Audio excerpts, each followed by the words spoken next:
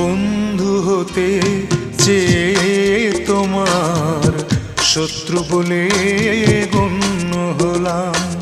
বন্ধু হতে চেয়ে তোমার শত্রু বলে গণ্য হলাম।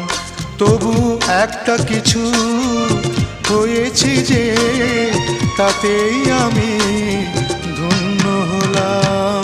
বন্ধু হতে চেয়ে তোমার শত্রু বলে